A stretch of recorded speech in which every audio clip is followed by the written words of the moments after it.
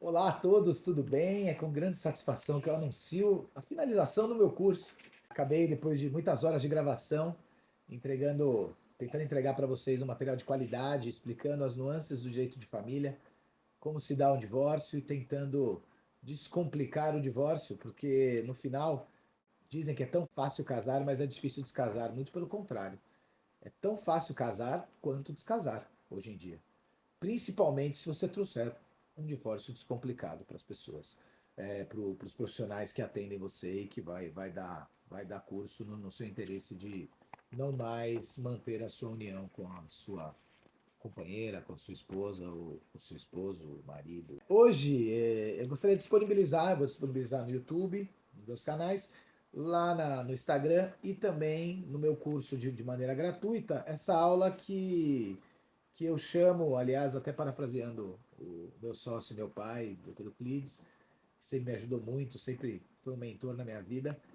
É uma palestra que ele fazia e eu vou aqui passar para vocês porque é muito interessante, que se chama A Escalada do Amor, do ficar ao casamento e suas implicações para o direito de família e sucessões. Então, o que é a escalada do amor? São as relações afetivas que temos aqui no nosso país. E é muito interessante porque nós temos uma característica um pouco diferente.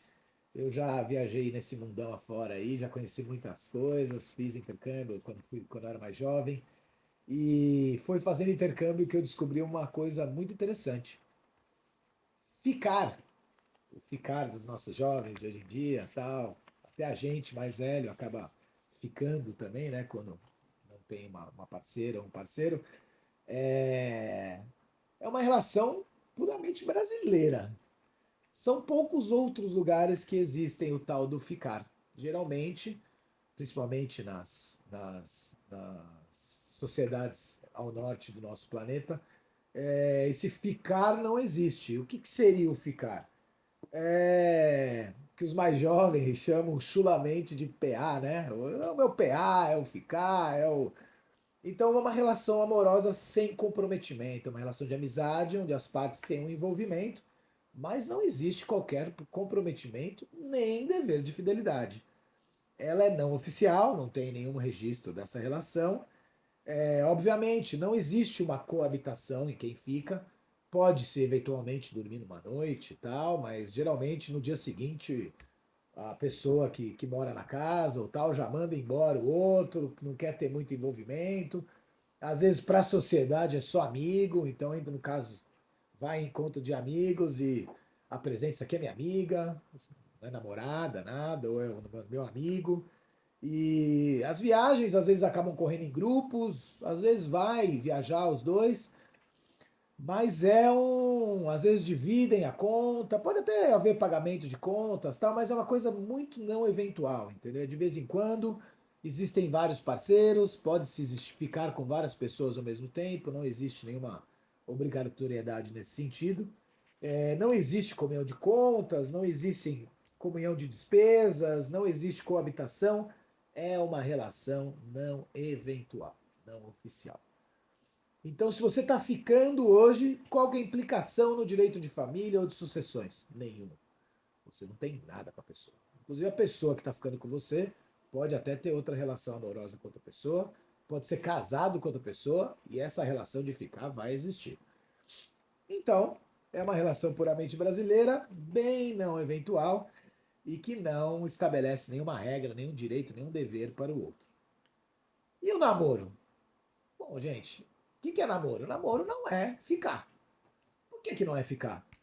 Porque o namoro, apesar de ter o dever de fidelidade, ele é relativo.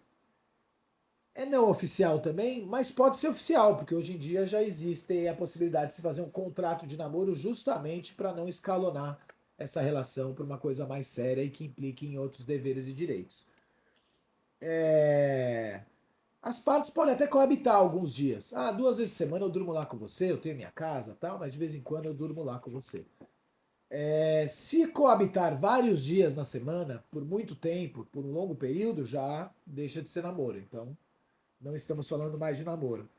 As viagens são mais comuns, vai ter foto com a família do outro, mas sem que isso se estabeleça como uma família que queira crescer e virar realmente uma união estável. Não pode ter uma coabitação rígida, eu disse isso para vocês.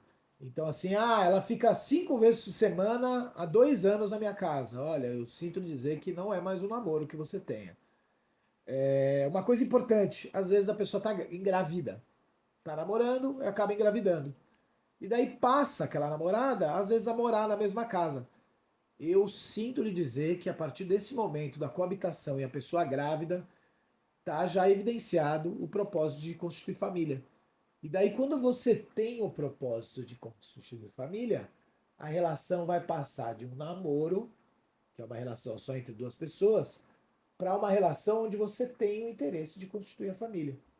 Ou seja, uma união estável ou um futuro casamento, se você oficiar, deixar oficial a relação. Então, esse é o grande pulo do gato, o grande perigo das pessoas. Porque as relações começam namoro. Só que de namoro, ela pode rapidamente se tornar uma união estável de fato. E daí você pergunta, doutor Daniel, o que é uma união estável de fato? Bom, união estável de fato não é namoro qualificado, não é ficar. União estável de fato é diferente dessas relações. E ela não tem contrato escrito. Ou seja, um namoro pode se tornar união estável muito rapidamente sem que você perceba. A união estável de fato, o casal já passa a ter mais contribuição financeira entre eles. Às vezes dividem as despesas da mesma casa. Aquele namorado deixa de alugar o apartamento que ele aluga para passar a dividir o aluguel junto com o seu namorado ou a sua namorada no mesmo apartamento. Existe uma coabitação, existe uma colaboração de finanças. E daí as compras, vai no supermercado juntos, fazem viagem juntos, estão com a família de um no lugar, estão com a família de outro no lugar, eventos sociais juntos. Colocou no clube social como dependente. Colocou como dependente no imposto de renda. Colocou como dependente no seguro-saúde. Estamos deixando aqui de se falar em namoro para se falar em união estável. Um belo dia eu estava atendendo um jogador de futebol do interior de São Paulo, de um clube grande, e ele tinha acabado de ser comprado por um outro clube inglês, se eu não me engano. E ele veio me falar ele veio perguntar da relação dele, estava preocupado, e ele falou que tinha um namoro. Só que ele morava 2 anos com a pessoa já, e ela estava grávida. E ele já tinha assinado, inclusive recebido a primeira parte da parcela do pagamento do novo contrato assinado.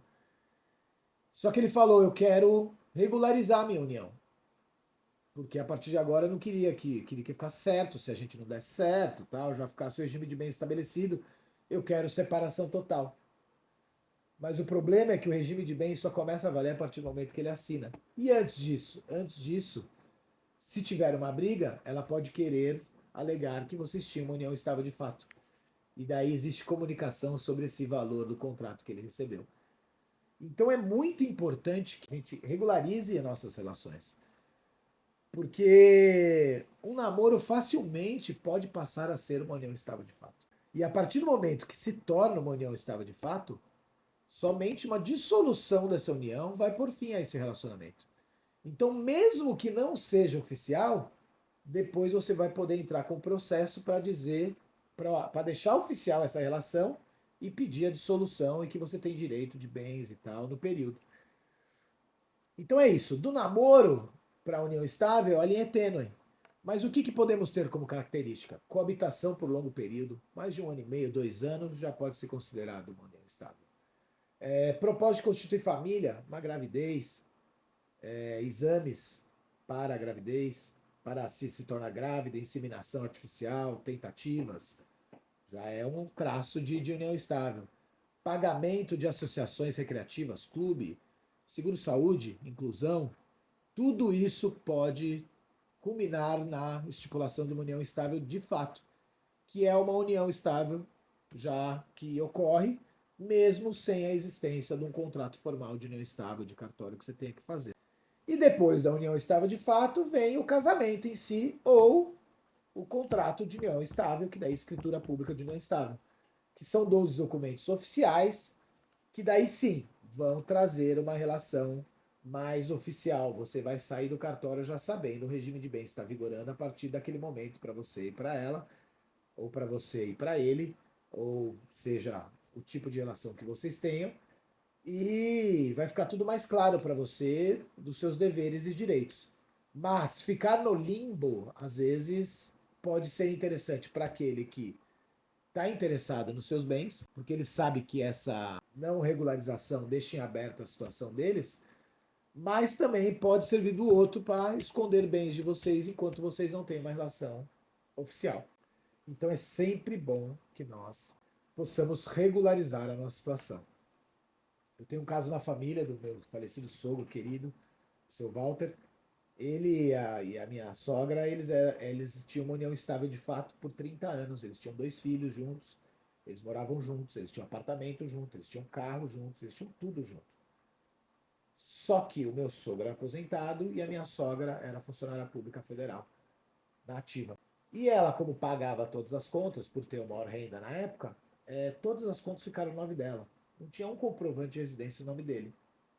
Vocês não imaginam no INSS como foi difícil comprovar essa relação de união estável de fato que eles tinham, apesar de terem filhos, apesar de ter morrido na casa um do outro, apesar de ter acompanhado os exames, ter lá no hospital. Foram provas que nós tivemos exaustivamente que juntar no INSS para conseguir essa união estável, comprovar e conseguir o benefício para ele. Porque é complicado. Essa relação não oficial é difícil de ser comprovada tanto para o bem quanto para o mal. Então é sempre bom que a gente pense nessa regularização. E daí sim, o casamento união estável, união, são relações oficiais amorosas, que vai ter no caso do casamento, mais formal ainda, tem proclamas 30 dias antes, depois se assina o documento de casamento. E a união estável, que tem que ter escritura pública, você vai lá e registra no tabelionato uma união estável e tudo tá bem estabelecido. Fica então essa aula para vocês entenderem como que é essa escalada do amor. E lembrando que a partir do momento que existe uma união estável, essa pessoa, independente do regime de bens, ela vai ter direitos sucessórios, ou seja, no caso do falecimento de um, ela já tem direitos garantidos em jurisprudência de sucessão sobre esses bens. Ela vira herdeira desses bens, desse falecido companheiro, mesmo que não tenha um contrato escrito. Ok? Um grande abraço a todos.